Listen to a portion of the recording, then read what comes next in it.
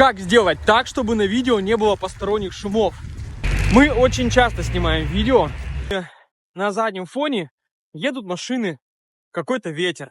Сейчас расскажу. Открываем приложение CapCut, новый проект, выбираем нужное видео,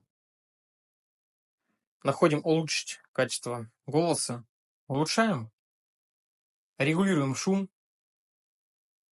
на максималке, сохраняем, делимся с друзьями.